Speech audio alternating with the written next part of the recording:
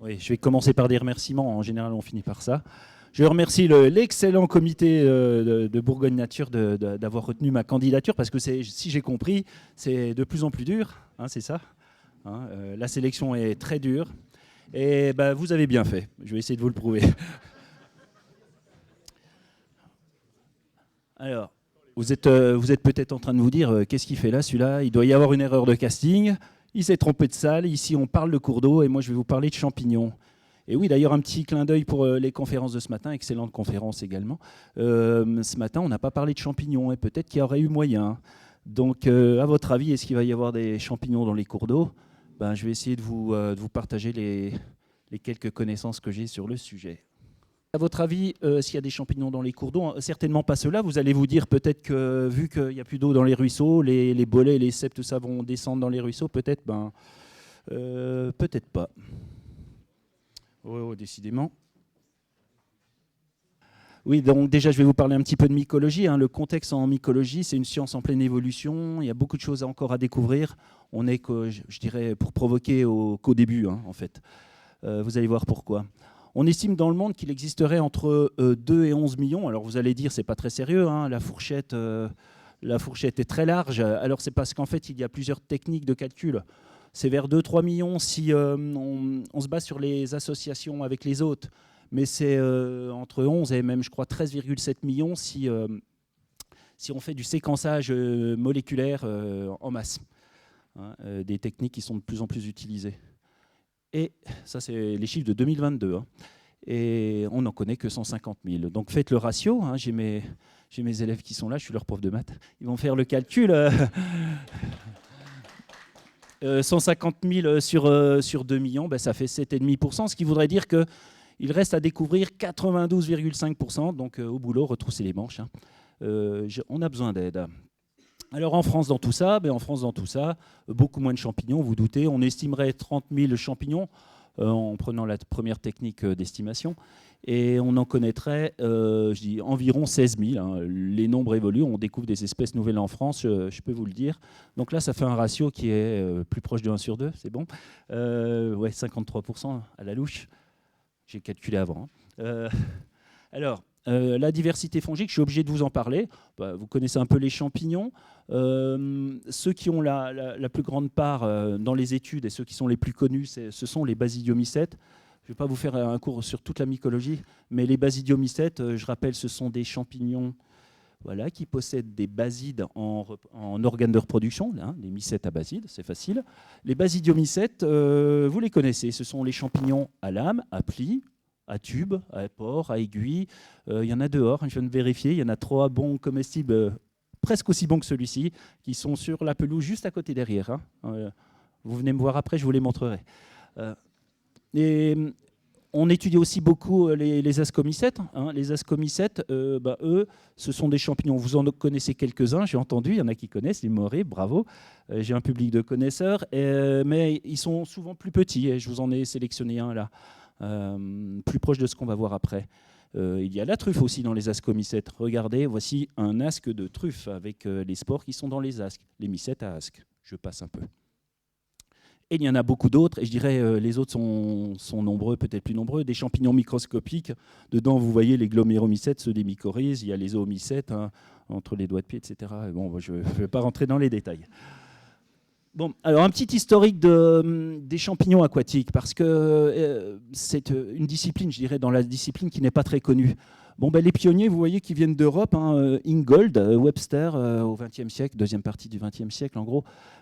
Mais assez rapidement, la science s'est déplacée en Asie avec des spécialistes. Je vous en ai cité quelques-uns, je passe, ça ne va pas vous apprendre grand-chose. Plus intéressant, c'est de voir que Carol Shearer, aux États-Unis, en 93, elle en comptait 288, des ascomycètes aquatiques. Kevin Hyde, qui est anglais d'origine et qui allait en Asie du Sud-Est beaucoup, lui, en 2003, il en a chiffré 511. Et vous allez dire, et en France? En France, c'est vrai que en France, on a de la chance, puisque Jacques Fournier, un mycologue, il est allé en Thaïlande vers Kevin Hyde, et puis il a appris, puis il a dit, je vais voir en France ce qu'il y a. Et il a étudié ça. Et en 2008, au cours d'un congrès de spécialistes sur les ascomycètes, il nous a fait une conférence. J'y étais. J'ai trouvé ça tellement passionnant, génial. Je me suis dit, il faut pas rester comme ça les bras croisés, on va enchaîner. Et j'ai fait un appel à tous ceux qui voulaient étudier les champignons aquatiques. C'est comme ça qu'est né un petit groupe de... Vous allez voir des joyeux lurons, mais qui bossent sérieusement. On s'est appelé le Graal, rien que ça. Le groupe de recherche des ascomycètes aquatiques lignicoles. Ce mot-là, il est très important, hein. Notez-le. Parce que... Voilà. Alors, par chance, on vient des 4 coins de la France, non, des 6 coins de l'Hexagone, désolé. On a un Breton, on a un Pyrénéen, etc. Donc, on a pu aller chez l'un et chez l'autre plusieurs années d'affilée. Vous voyez qu'on était en 2015 à côté, au Gîte des Fleurs, à Saint-Prix. Voilà, je fais de la pub. Et on a pu donc faire des comparaisons. Alors maintenant, les champignons aquatiques, il faut peut-être arrêter d'en parler, il faut vous les montrer. Qui sont-ils? À quoi ressemblent-ils? Combien sont-ils? Autant de questions auxquelles je vais répondre. Alors, qui sont-ils? Ça sous-entend une question importante, c'est celle de la définition. Il en existe plusieurs, avec des limites parfois un peu floues. J'ai choisi celle-ci, celle de Carol Schirer en 93, qui dit « Ce sont des ascomycètes qui viennent sur substrat immergé ou partiellement immergé en milieu aquatique ». Par opposition, des champignons qui viendraient qu'une fois de temps en temps dans l'eau seraient des champignons dits semi-aquatiques ou amphibies. Hein.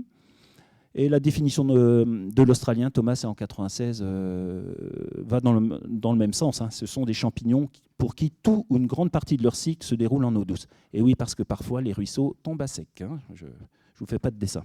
Je vous ai mis un champignon ici trouvé en 2009 à la première session, juste au-dessus de l'eau, sur des roseaux. C'est une rareté, hein. C'est Mycena genticola qui vient sur roseau. Eh ben, ce n'est pas un champignon aquatique, hein, si on applique la définition. Bon, les lieux de récolte, je ne vais pas venir sur les milieux marins. Hein. Il existe des champignons aquatiques marins, beaucoup, hein, un monde inconnu encore. Et en eau douce, freshwater, comme disent les Anglais, Ingold, eh bien, on distingue des champignons dans les milieux lotiques, hein, les cours d'eau, et dans les milieux lentiques, les lacs étant du Taureau, par exemple. Alors, les interactions avec les écosystèmes aquatiques, ça va faire des ponts avec mes collègues. On en trouve dans les plantes aquatiques. Il y a des parasites, hein, les mycoses des poissons, là, ils sont là, les saprolénia. On a des symbioses, il y a des lichens aquatiques, un peu plus que 2. Il y en a un paquet, donc il y a bien des symbioses sous l'eau. Et nous, on a étudié les plus nombreux, les saprophytes qui dégradent feuilles, tiges de plantes, bois et compagnie. Alors, combien sont-ils? Vous voyez que le nombre a évolué. En 2022, 3870. Ah, ça commence à être intéressant. Et je me suis amusé à faire un petit tableau dans lequel on va retrouver les plus importants, qui sont les ascomycètes aquatiques.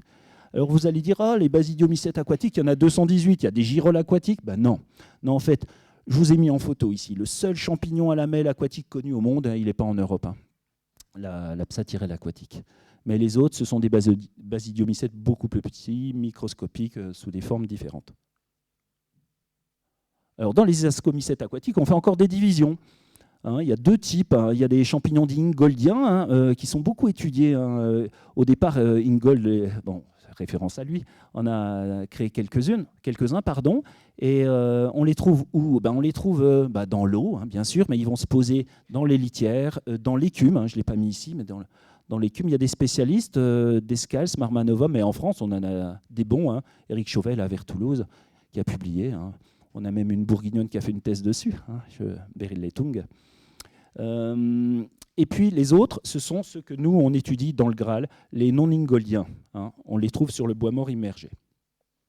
Alors les voici. Bon, je vais peut-être passer la diapo là, parce qu'il y a les sexués, les non-sexués. Si vous voulez des questions après, hein, j'ai que 15 minutes. Les techniques de récolte plus intéressantes, sur sa canne à pêche, on y va, hop, et puis on attend que ça morde. Ben non, pas du tout. On a des bottes, on a des boîtes, un sac, et on a une gaffe ici. Je vais vous montrer ce que c'est après. Et puis on a du matériel pour débiter, bien sûr, parce qu'il y a des branches qui font 3 mètres de long, hein, ciseaux, cutter, couteau aussi, tout ça dans le sac à dos. Hein, c'est du sport. Hein. Et puis on peut utiliser un canoë. On n'a pas encore fait de plongée, hein, mais ça viendra. la technique, ça c'est plus délicat parce que comment repérer un morceau de bois aquatique? Une branche tombe dans l'eau, ah j'ai trouvé un champignon. Un morceau de bois aquatique, ben non, ça ne marche pas comme ça. Il faut qu'il soit resté longtemps dans l'eau, donc il faut apprendre à le repérer. Hein, donc je vais vous montrer ce que c'est. Repérer la pourriture molle, soft throat. Donc déjà là, Jacques Fournier avec sa gaffe, c'est ça une gaffe, c'est un bambou avec un crochet et puis on pêche les morceaux de bois comme ça. Et soft throat, voilà, très bien. Ce sont des bois reconnaissables à force avec l'expérience. Vous voyez, il y a des insectes qui ont travaillé sur ces bois-là. Hein, ils se régalent, les insectes. Et puis le bois, il change d'aspect à cause des champignons. Hein, là, vous voyez que le bois, il est violet, là, il jaunit, ça dépend. Hein. Donc un petit coup de cutter et puis on voit ça tout de suite. Voici nos aides de terrain. Bon, je ne mettrai pas de nom, hein, j'ai peut-être des spécialistes. Oui. On les étudie, 2 sessions du Graal, hein, parmi toutes celles que je vous ai citées tout à l'heure. Il faut du matériel. Alors ce matériel, c'est du matériel avant tout de microscopie. Hein. Il faut tout ce qui est microscope, loupe binoculaire, et je ne parle pas des produits chimiques et du petit matériel. Il faut savoir aussi les mettre en culture. Hein. On avait un spécialiste dans le groupe qui sait les mettre en culture, et puis derrière, soit directement, soit à partir des cultures, on fait séquencer. Ça devient indispensable. Et là, vous me voyez venir, séquençage moléculaire, ah ouais, on est des amateurs, hein, je tiens quand même à le dire, hein, ça commence à parler un petit peu sérieux, bah oui, mais il faut des moyens. Alors, je vais vous présenter quelques espèces communes, et puis je vais me diriger vers la conclusion qui est importante à mes yeux. Alors, des espèces communes, celles qu'on a l'habitude de voir, et notamment dans le secteur, il y en a, vous voyez à quoi ça ressemble. Là, dites-vous bien que ça fait, ça fait 2 mm, même pas. Hein, ça fait moins d'1 millimètre, je vous dis des bêtises. On voit que le petit bec en plus en surface, donc il faut avoir l'œil, hein, l'œil ou la loupe. En voici un autre avec Annulus magnus, il tient son nom avec son gros anneau apical ici, au bout de l'asque. Celui-ci, dans les ruisseaux acides du Morvan, vous allez le trouver immanquablement. Bon, voilà l'aspect, hein, ça c'est pareil, hein, ça fait même pas 1 millimètre. Hein. Mais quand ils sont en nombre, on les repère, nous, à force. On voit ici un autre avec des belles spores. Et puis des petits ascomycètes en forme de disque, hein, d'assiette si vous voulez. En voici 2. Quelques espèces plus remarquables. J'aime bien la suivante. On la prénomme queue de cochon parce qu'au bout des spores, vous voyez, il y a des appendices en forme de queue de cochon. Mais ce n'est pas son nom. Hein. Son nom latin est là-haut, bien sûr. En voici un qui honore Ingold avec des très gros spores. En voici un autre. J'aime bien sa petite forme de monstre avec ses spores à 2 couleurs. Ah, je vous étouffe avec tout ça. Mais que de taxons inédits.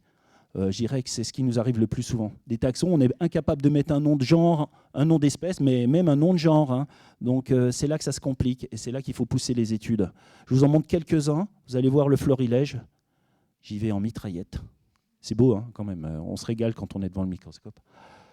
Vous avez vu les précédentes. Regardez là, les spores striés ici, comme c'est beau ici. Je ne sais pas si ça rend là sur l'écran. Bon.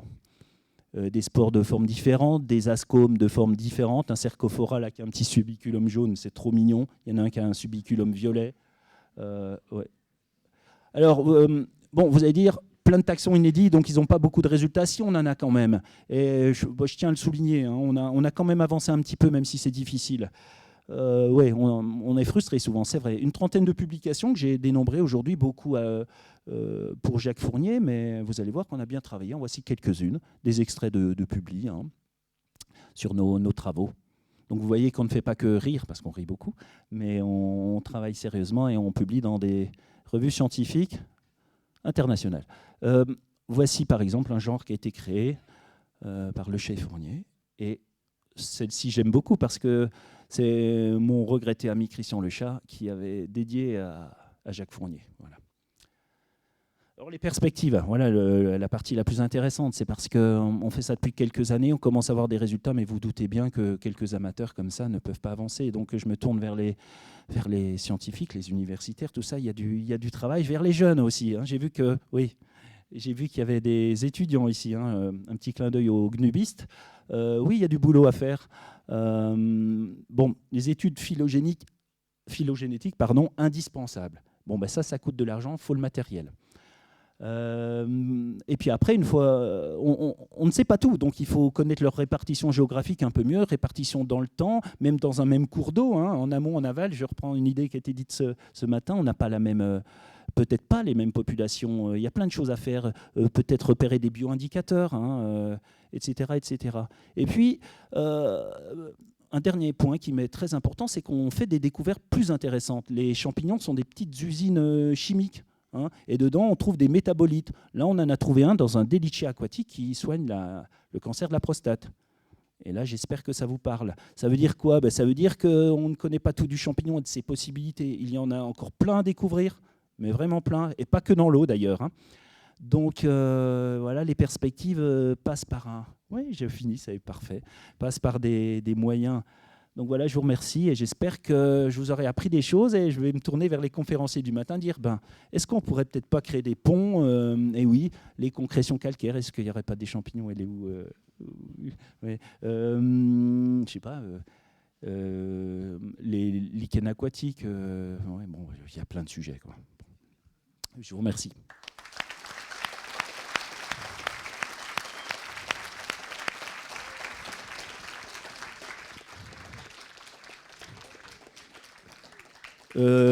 Vibricea trincorum, tourbière de Prépernie. Voilà.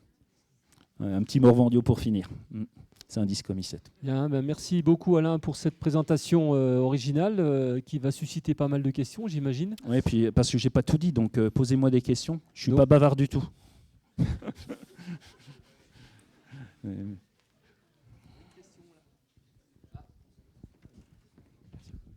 Quelle est la racine carrée de 25? C'est ça la question? Est-ce que vous m'entendez? Oui, très bien. Bonjour. Bonjour. Un étudiant. Ouais, non, mais je suis curieux. Hein, vous nous avez montré énormément de photos oui. avec des morphologies très très différentes. Oui, et j'ai pas tout montré. Hein. Ouais, c'est ça justement. Est-ce que vous faites face du coup à beaucoup de diversité cryptique? De diversité cryptique. Cryptique Enfin, je veux dire, est-ce que des fois vous êtes amené à justement faire des analyses génétiques pour voir si c'est des espèces différentes ou pas? Oui, bien sûr. Oui, Okay. Oui, c'est même. Non, parce qu'au niveau morphologique, c'est extrêmement différent. Oui, les petits noirs se ressemblent tous, oui. Et je dirais même qu'il y a des espèces sosies, sosies carrément, même au niveau microscopique, avec des petites différences. Et alors là, je suis hors de l'eau. Là, je pense à des champignons pas aquatiques. Il y en a peut-être ici. Sur une branche de résineux, on peut trouver de petits champignons en forme de mamelon qui se ressemblent, qui appartiennent au genre Rosellinia. Bon, on commence à voir des différences microscopiques, mais parfois, comme je dis, on est frustré parce qu'il faut l'ADN. Hein, il faut l'ADN pour aller au bout de la détermination. Je vous remercie. Voilà.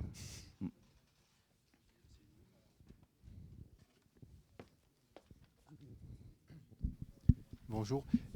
Pour les champignons du bois immergé, oui. Est-ce que vous avez prospecté sur le bois issu du flottage du bois dans le Morvan? Non, j'ai regardé attentivement ce matin une photo qui m'a interpellé. Je l'ai dans mon smartphone, je l'ai prise en photo.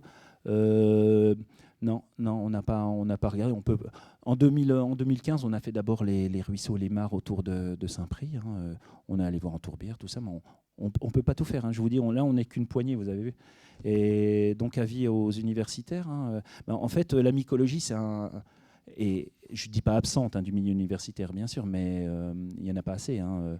Bon, si on se tourne du côté de l'INRAE, là, c'est leur boulot. Et je vais leur en parler, je vais les voir bientôt. Bon, je vous signalerai des endroits. Oui, je veux bien. D'autres questions pour Alain?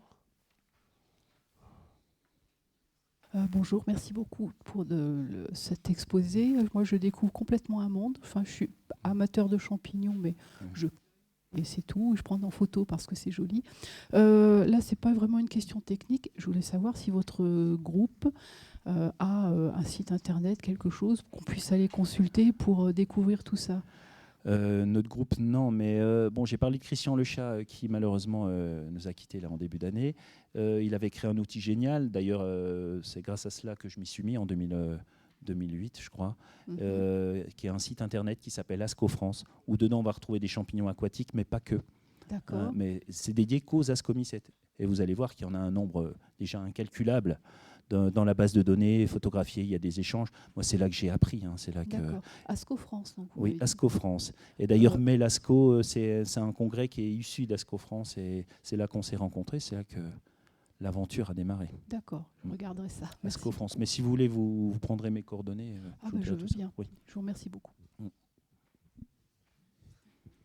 Je profite d'avoir le micro. Moi, j'avais une question à vous poser. Comme vous êtes quand même prof à côté et que vous ne menez pas d'activité de recherche, comment vous arrivez à vous débrouiller pour justement prendre ce temps-là C'est de plus en plus dur. Hein. Ouais, c'est un exercice en soi. Oui. Alors, c'est de plus en plus dur.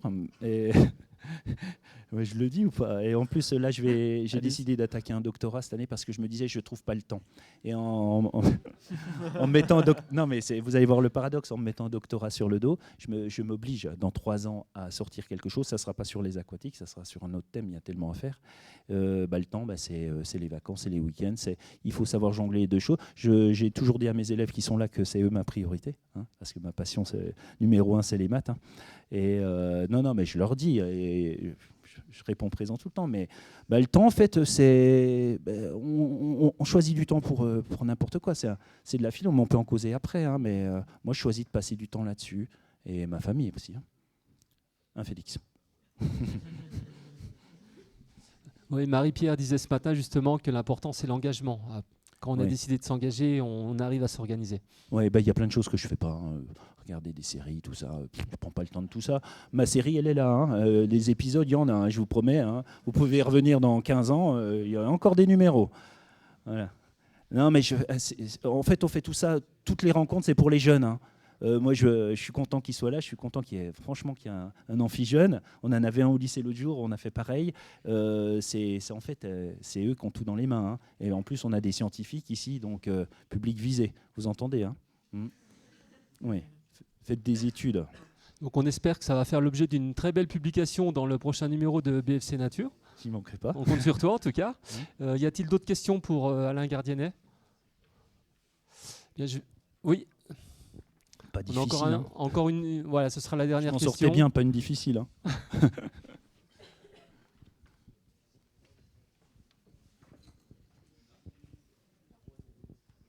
Je voulais savoir si les champignons aquatiques avaient le même type d'action que les champignons terrestres dans la dégradation du bois mort. Qu'est-ce qui est différent ou pas? Pas grand-chose, hein, parce qu'on parlait des saprophytes. Alors là, j'en profite pour dire que ces saprophytes sont très importants. Hein. Écoutez, ceux qui vont à la pêche, ce matin, le thème était là, hein, les morceaux de bois, est-ce qu'on doit les laisser ou pas? Ils dégradent la matière, hein, donc ils vont donner à manger à plein d'organismes derrière. Mais après, les modes sont identiques. Après, les pas de temps, je ne saurais dire, hein, parce qu'il y a des différences. On pense qu'il y a une évolution les aquatiques. On pense qu'il y a une évolution. Ce sont des champignons qui auraient évolué, hein, et qui continuent dans l'eau leur cycle. Ouais. On a vu des genres qui étaient terrestres et qu'on commence à trouver dans l'eau. On se dit, et si ça se trouve, les champignons qu'on a actuellement, ils étaient terrestres avant. Bon, il y a beaucoup de questions encore. Hein. Et nous, en fait, je suis un peu coincé pour répondre parce qu'au départ, je suis un taxonomiste. Déjà, mon but, c'est d'être capable de les identifier. Donc après, c'est des questions complexes. Et j'ai plus de temps. Une dernière question peut-être, puisque Alain est bien parti quand même pour 20 minutes en dire encore, un peu plus que prévu. Ils m'ont dit 20 minutes plus 20 minutes, c'est ça, Daniel? Non, 20 minutes plus 10 minutes, plus 10 minutes. Ah, j'ai mal compris. Est-ce que la nature botanique du bois mort a une importance sur le nombre d'espèces ou certaines espèces associées avec tel ou tel type de bois? Oui. Alors, voilà, très bien.